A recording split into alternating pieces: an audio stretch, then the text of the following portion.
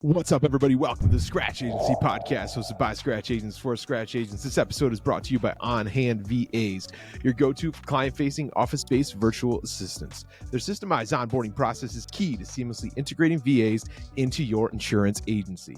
My name is Stephen Turnbull, founder of T5 Insurance Services in Clinton, New York, and I'm joined by my co-host today, the one and only, you already know, hold your applause, Mr. Sean Fitzgerald, founder of LAF Advisors in Long Island, New York.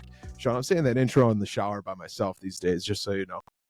All right, man. As long as you have a big smile when you say my name. Just thinking about you. Just thinking about you getting all fired up for our next episode. That's it. What's going on, Mr. Fitzgerald? What's cooking today?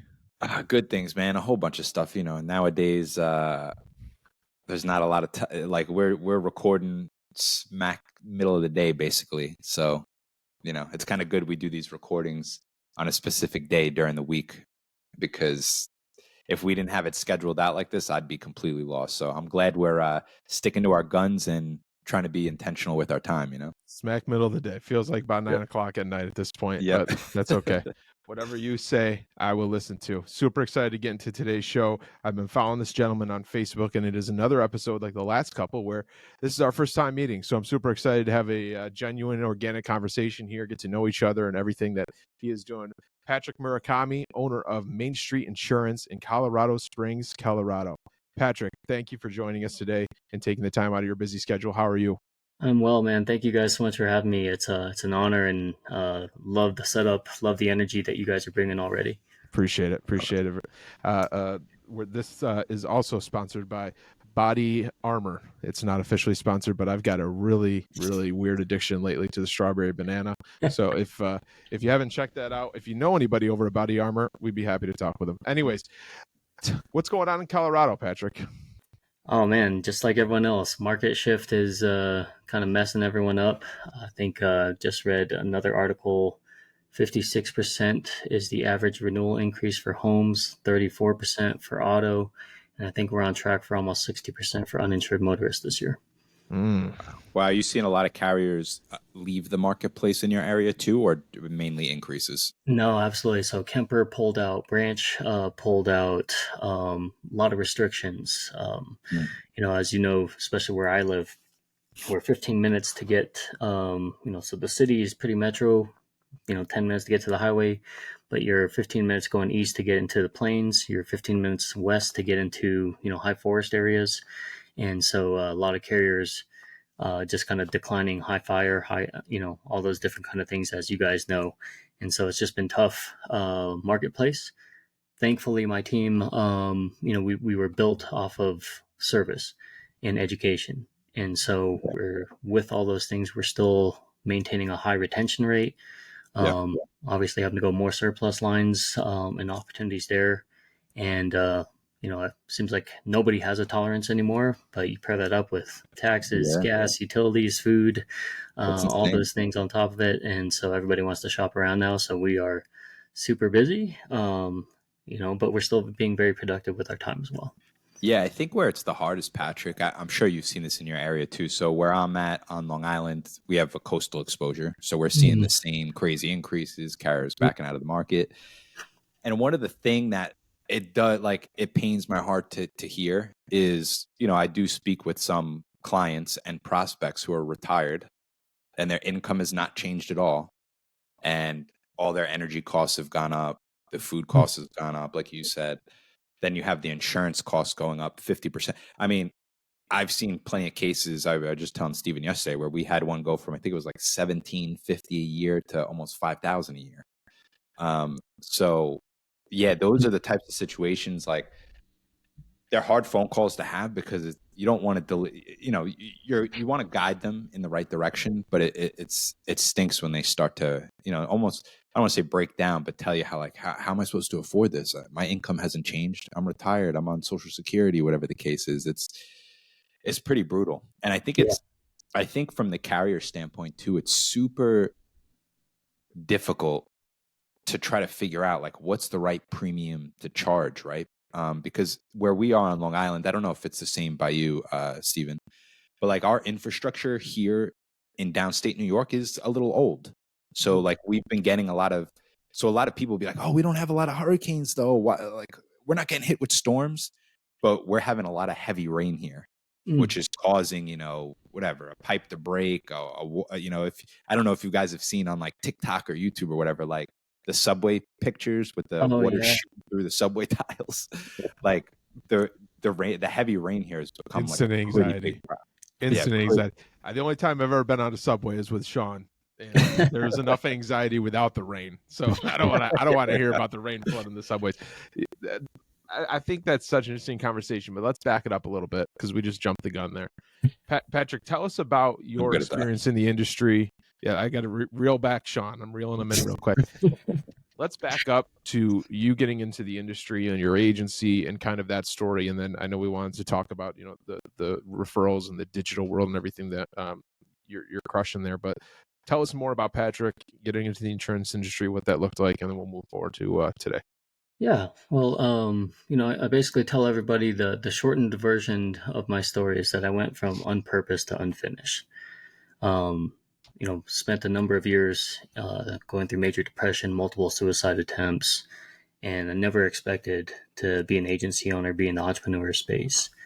But I got into insurance when I was 21 years old, and very non-traditional. Most people worked through an agency, have done some sort of sales. I came through the call centers. I worked for Progressive for almost a full decade. I actually introduced voice over IP into Progressive. This was back in probably like 2007, 2008. And again, a lot of the ideas that I had submitted kind of got taken for this other guy who kind of saved himself because he had lost $35 million on a new billing platform that didn't work. I'm thankful because I got a chance to meet a lot of great people in that industry. I started in the commercial auto industry in service and was one of the first hybrid sales service teams through that. And then I went to did a small stint in finances, went to USA after that, really learned the personal realm. I think within 90 days, I went from kind of that initial servicing role that they hired me for. They quickly moved me over to sales, which is kind of the launching platform to, management, leadership, and all those different things. And after about 3.5 years, I just got so burnt out. So I, all in all, been about 10 years in the call centers. So I never did an outbound call, never did a 30-second elevator pitch. And when I decided to launch this agency, I had no idea how I was going to get opportunities, but I was determined. And fast forward, off of $260 essentially, testing the algorithm for social media, testing some ads. We kind of create our own algorithm fixes and have become really just a digital agency with where our leads are on automation. And it's now just how do we fast forward capacity for our agents to have and speed up processes really is kind of where we're at now. Patrick, wow. That's a great story. Sorry, you go, Steve. you go, Steve. No, I'm just saying, where do we start? I mean, I'm just sitting here filling my notepad. I don't think we've had anybody that's worked their way through the service center calls, which I think is a cool aspect. One of my first questions, Patrick, would be what is the biggest takeaway that you got from those experiences? I think you said Progressive, USAA. Was there another one that I missed there? T. Rowe Price was where I did the financial stint. Okay, so now being an agency owner and being on the other side of this curtain, right? What would you say is the number one thing that you took from those experiences of working in the carrier side on those call centers and now being an owner? And I have some of my agents that tell me this all the time. They're like, I think that if I went back to the call centers right now, because my entire team worked through the call centers, oddly enough, they tell me all the time, I think I would go back and I would just absolutely destroy the sales. I know that I would be number one, that I would be leading the teams. And I ask them, what do you think is the difference maker between what you would do over there versus what you're doing here? And they basically tell us, they're like, the fact that you don't waver when it comes to service, the fact that we tell people that we are a service-based agency in a sales environment does not compute with most people. But the fact that you don't let us skimp through on the servicing side and that you teach us that if we treat somebody well, it doesn't matter if it's today, tomorrow, a year from now, 10 years from now, we know that we're going to get those opportunities. We know that we're going to close those deals and that we're going to bring them over. And I remember sitting one of my agents down and I told her, the one thing that can't be fixed is how people feel when they walk away from you. And I Repeat learned that. that really Repeat early. that. That is good. Write that down. Say that one more time. The one thing that can't be fixed is how people feel when they walk away from you. Anything else can be resolved. You mess up on billing, you write down some improper information, we can go back and we can correct those. We'll take the E&O. But if somebody walks away feeling like they had a bad experience, if somebody walks away feeling like they didn't have value, you can't fix that. That's a one and done. And so our focus and our energies is basically one, if there's ever a tipping scale, if it's, potential optional, the deciding factor is is it good for the client? That's always going to tip the scale no matter what. Two, if we can't close the deal, if it doesn't make sense, that's okay. We're doing what's right for them. We're going to tell them, hey, you should stay put. And because of that, people trust us and they come back to us. And I remember sitting one of my agents down saying, look, if you fix this process here, you treat them VIP no matter whatever the outcome is, they'll come back to you. And I think there's always kind of some of that leniency or that hesitancy when you first start. But I remember the first time she got a call back from a guy literally on the dot almost a year later. And he said, hey, I remember that last year you quoted me, and I want you to quote now my home as well as 2 rental properties because I remember the experience that you gave me. And so just the mentality that we know that we're building something that is lasting. We really, all agents talk about wanting that long-term relationship. And so it takes a lot of time, takes a lot of energy to curate those relationships. It gets harder and harder the more clients that you have. But, the old adage used to be that, people only work with who they like and trust.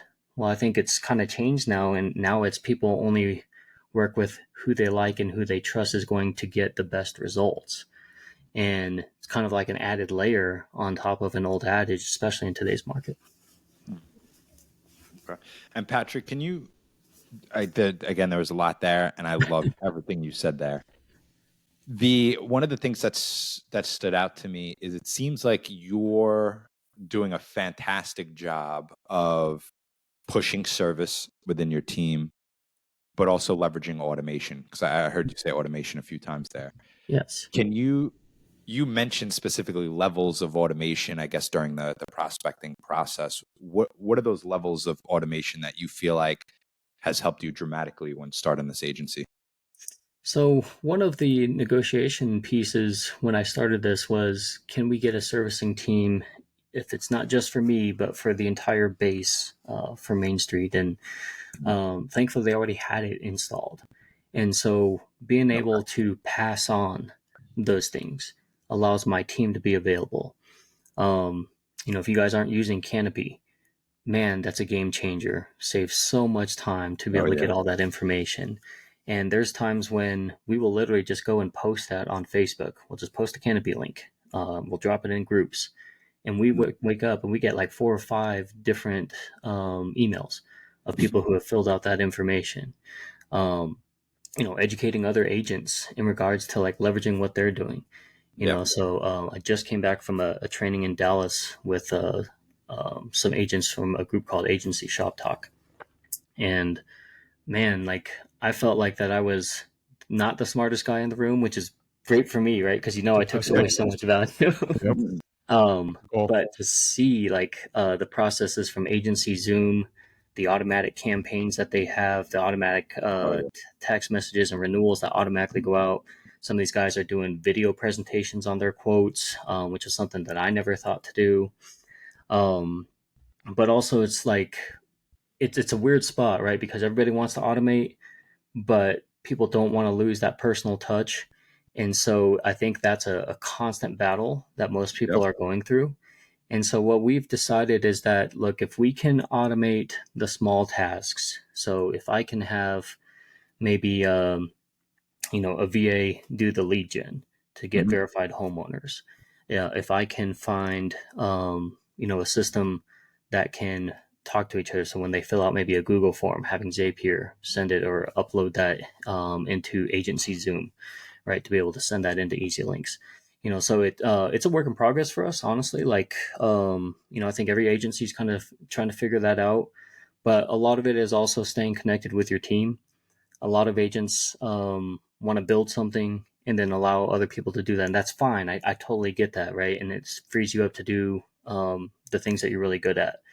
But most people are surprised that I'm still involved very much in the day to day. I still quote, I still prospect, I still do meetings with my team. We do a Monday meeting, we do a Friday meeting. I had to take a later meeting for a mentor session with one of my agents last night at 5:30 and went to almost 7 o'clock. But these are the things that, because I'm vested into them, I'm pulling the best results out of them, right? Yeah. They know that they can come out and they can ask me for help. They know that, and so it's not just automation for the system. It's not just automation and integration for those things. It's automation for my team. So, They can and focus that's a on fine what line they need too, to do. right? Because you want to tell them, hey, go find the answer. Where did you look? But Yeah. it's also, hey, if we're in a time crunch and everybody's busy, post it in the chat and let's see if somebody already knows the answer. So it's a fine line of trying to define true leadership, leading maybe by example, as well as basically projecting what does the market look like. And Mm. I talked about earlier about the education aspect, how we've always led with that. It was probably about 8 months ago that we saw these prices starting to increase and project that we're probably going to have a large claim turnout in Colorado with hail. And because of us anticipating and pivoting those things, we started talking and anticipating about higher coverages. We had campaigns about really going heavy into umbrella and being able to leverage kind of those thought process and really trackable stats and KPIs and all those things for our agents. We had a huge successful campaign while everything was shifting and educating the general public ahead of time. Yeah, one thing I think that's overlooked that you're touching on with automation is the ability for what it can do internally. I think there's so much of a focus of automating the text message to the client and automating Yeah. the Good email point. to the client.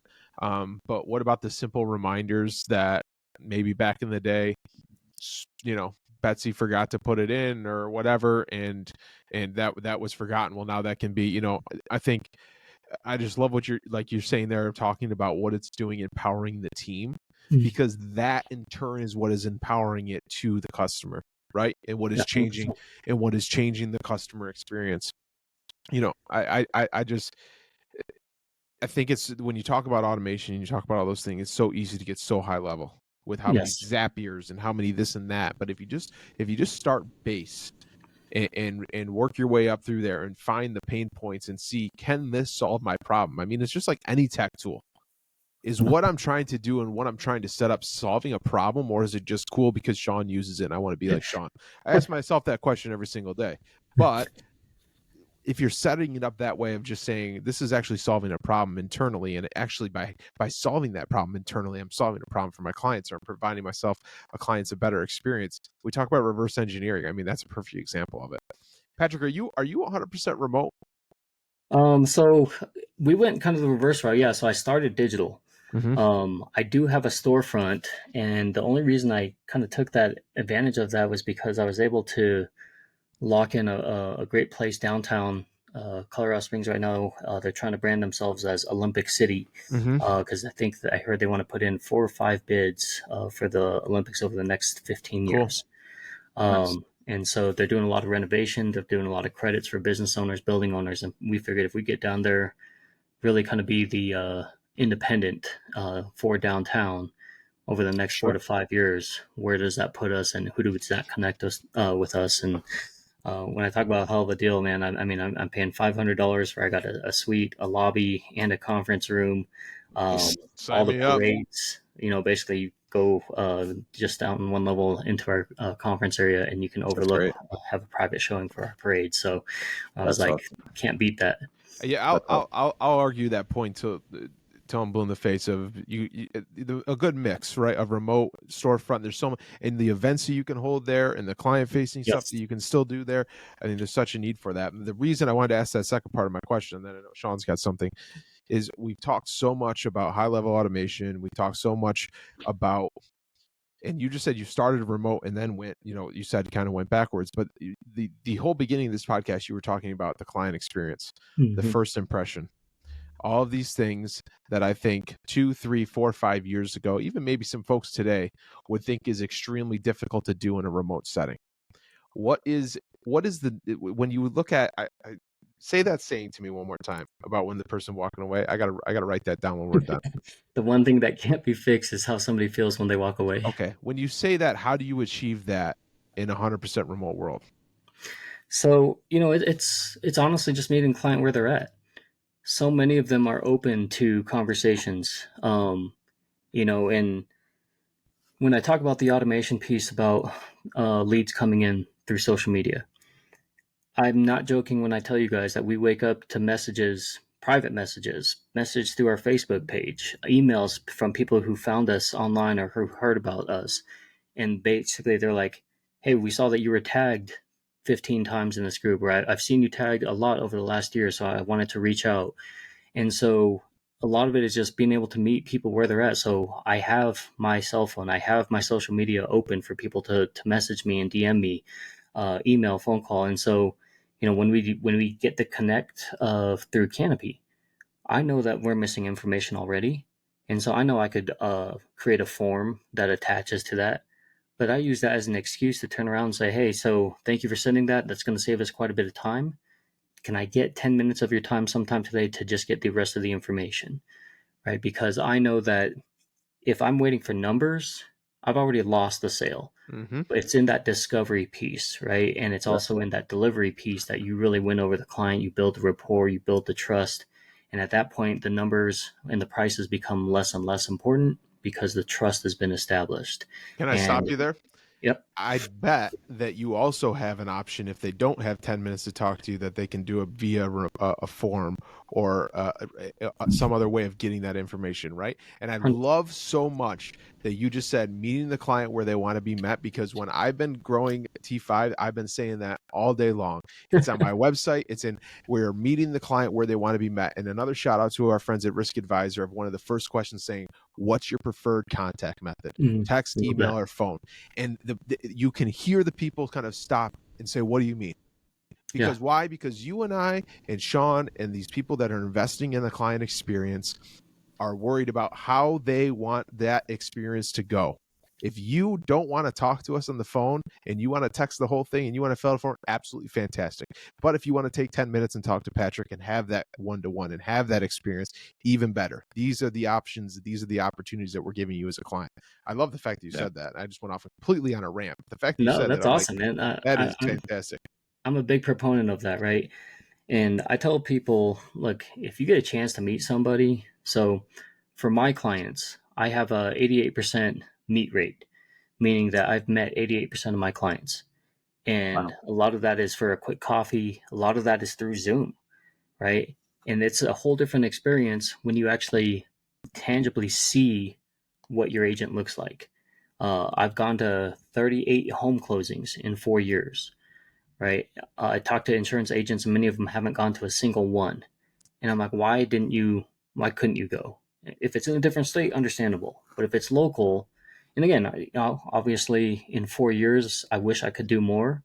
But the fact that I show up to a home closing, one, it may be the only opportunity I get a chance to actually meet a client in person. Two, I'm showing up for my referral partners, continuing to make them look good. And I've always walked away being able to connect with a title rep, with another real estate representative. And oftentimes the title rep will turn around and say, well, who are you? Oh, I'm the insurance agent. I've never had an insurance agent show up. And then they turn around like, this is your guy? This is the team that you're working with?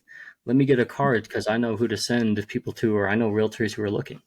And so, yeah, it's a little bit selfish, but also at the same time, like, man, I literally just watch realtors and lenders, and that's kind of how I mimicked a lot of the things that I do for social media. Now, I'm not taking a picture with everybody every time they issue a policy with their ID card. That would be kind of tacky. I mean, it could be kind of genius. Who knows? It's just not for me. But, I thought, you know what? Nobody's going to a home closing. And if I can show up, make my team that I've worked with to get that far look really good, I know that the results are going to pay dividends. Well, we could do a Steven, whole episode on that, so I'm not even going to go down that road. I think that's fantastic. Yeah, I mean, that's a phenomenal idea from the standpoint of I know you're doing it to build the relationship with the client, but to build the relationship with the potential referral partner, I mean, that's a freaking You're killing phenomenal multiple plan. birds with one stone, my friend. Yeah. That's go ahead, Sean. Go ahead. I got it written down here. I'm not going to lose it. Want to go. I know. I'm not going to lose it. I got a few things for you. 88% meet rate. Yep. I don't think I've heard that once before from anyone we've talked to, which isn't a bad thing. I'm just genuinely curious. Like now I'm curious like what your book size looks like, just to see how like you handle it. When you say meet rate, is that just you specifically, your team? So that's for my clients, Okay. About just shy of a million is going to be from my team, Okay. so we're just shy of 3. I think we're 2.8, 2.9, something like Premium. that. Yeah. And, for that, so I think we're at 502 clients or something like that. So, Okay. 368 of them, Yep. are mine. And so I've met with 356, 340, Nice. something like that. So, And how big's the team? I just hired on 2 more last week. So we have 6 agents now. 6 agents altogether? Mm-hmm. Nice. Very nice. And they're all full-time? No, so I got one that's a part-time realtor. Okay. I've got one, she works part-time kind of in the healthcare realm. Yep. And the other, the one is also kind of a servicing for kind of the corporate level of the thing. So really 3 full-time agents. Sean, you ready for this stat? How many of those agents did you meet at the home closing? All of them. So actually, surprisingly, none. What was the funny part is that they've all worked in the call centers before, with the exception of one, and the one that didn't, she worked for a bank and did all the insurance for the banking side of things. So, but yeah, it was kind of interesting for a long time that like everybody was like formerly worked for USA. Yeah. What about service staff? So luckily that was already built in, but I do have one full-time servicing internally because I wanted to give a familiarity for our clientele. And so when we talk about a lot of the automation pieces, the reports are being generated for him to review every single day, for him to delegate, renewals. Gotcha. And so it's been a fun process, but definitely interesting to see that we can do with the service center piece. I know you said built in. Can you just? I don't really understand what that means. Is like a carrier service center or? Yeah. So basically, Main Street as a full entity has, I think we're up to 9 servicing reps. Gotcha. So we don't have a whole lot of agents in our cluster. So I think last year we were told that PGI had done 12 or 14 million with 130 agents. With 19 agents, we did collectively 10 million. So we have a lot of heavy hitters in our agency. One of our agents has been a huge person for me to learn from. She was like number 1 Safeco agent in our region for like 3 or 4 years. Interesting. Okay. And as far as now, I'm just curious because I just love to dive deep into these numbers. Sorry, Steven. And Steven's going to fall asleep on me. This is why we work so well together. You're always the number guy. Yeah. The agents you have, are they paid commission only or are they paid with a salary? They are commission only. 100%. 100%. Gotcha. Yep. Talk about the recruiting behind that. Yeah. What if I'm listening to this right now and I don't think I can hire a 100% commission salesperson? Talk to me. I think it's being upfront and honest. I tell people all the time, this is by far the hardest thing that I've ever had to do. When I first started, I started with one carrier because I was getting licenses and appointments, and I wrote down that I needed probably roughly 12 to 15 policies issued per month, which meant that I would probably need 30 opportunities. And my first month, it was like 3 weeks into the month, I got 1 policy issued. It was a renter's policy. And my wife saw that commission check and it was like $6. And she was like, "Are you sure you can't do insurance on the side and go back to something else?" And I said, "Look, it's just the timing." I said, "I promise it won't be like that." But I remember my first office was kind of a shared space. And so it's just an open area plug into a computer just for mailing essentially. And I remember going in there and going down Safer, for commercial auto trucking and just plugging in A, B, C and going down. And I'd make 100, 150 phone calls a day, voicemails, text messages, right? And the goal is that, like, I want my team to be that hungry, but I don't want them to have to go through the work-life balances, roller coaster that I had to go through in 4 years. I don't want them to have to go through, you know, uh, suffering and feel like that they're on an island, much like a lot of us who built the agencies had to do.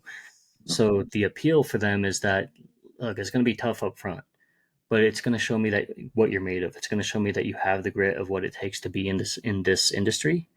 And should you decide later on to be an agency owner, I'm going to teach you all those things. But if you decide to stay on, my team, I actually pay them residuals after they hit the first 100K in sales, because it's not fair for me to build something for myself and leave them hanging basically on a month to month, try to go from paycheck to paycheck. I want them to understand that they're also building something for themselves. Yeah, you got to be able to sell that long-term vision. Mm-hmm. And I mean, I think it's a good conversation to have, but I mean, it's all about the individual person, right? It's which, like, I mean, Sean's producer's crushing it. Same type of situation.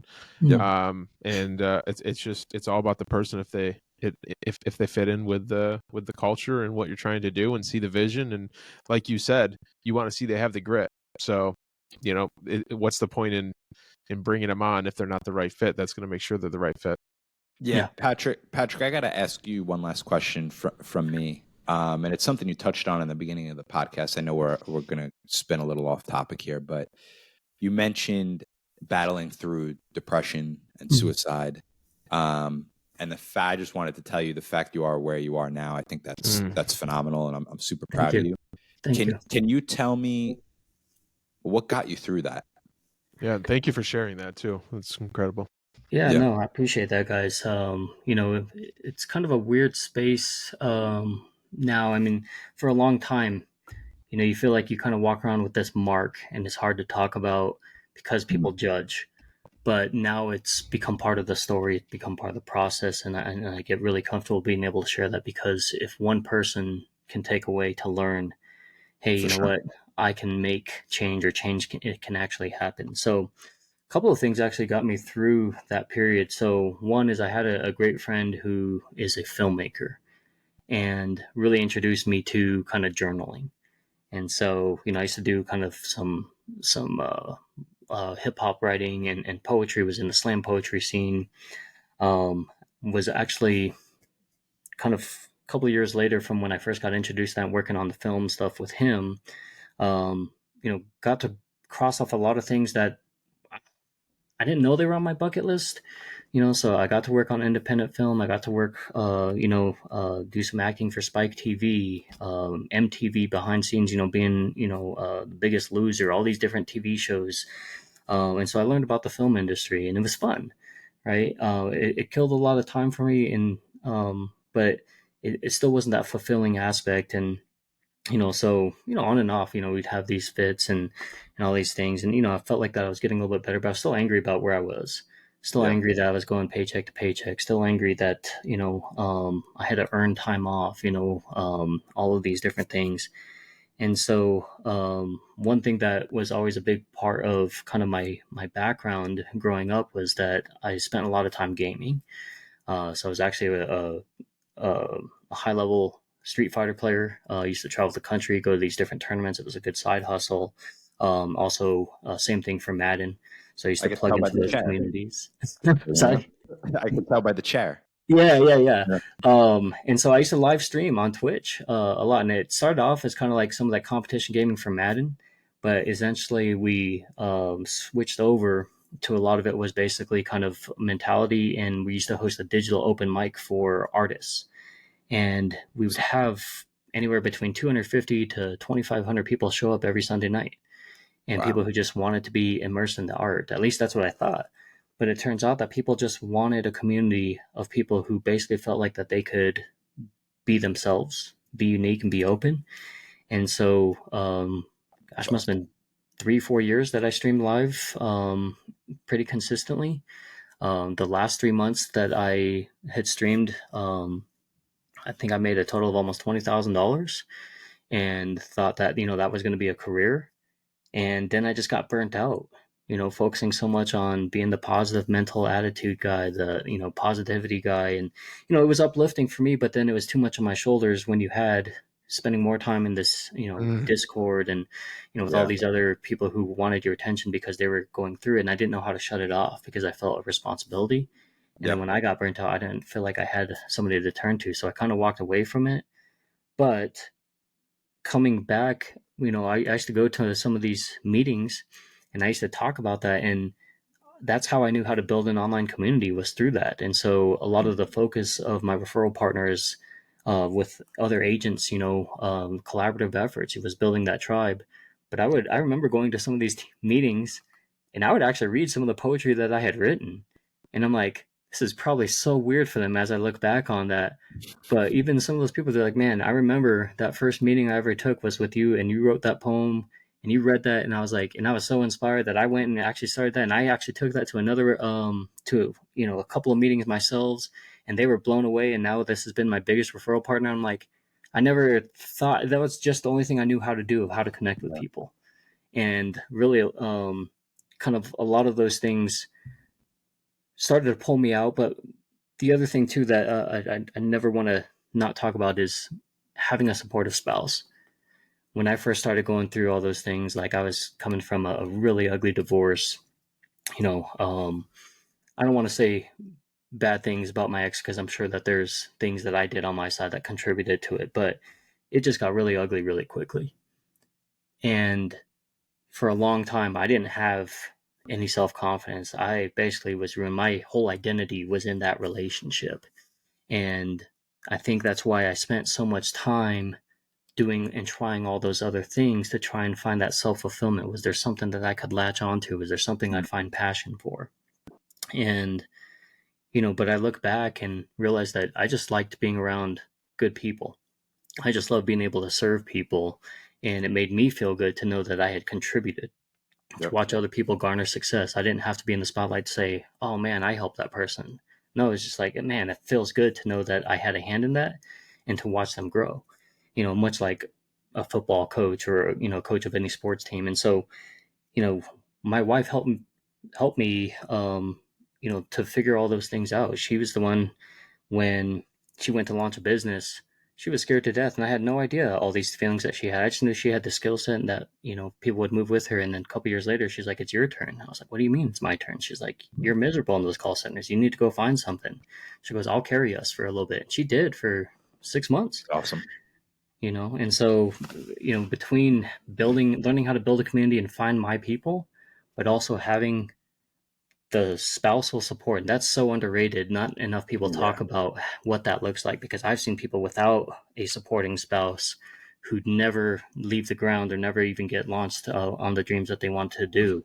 And so, So true. for me, that was like the secret sauce. And I love that. Thanks for sharing that, man. That's a great story. And I love how that all ties in.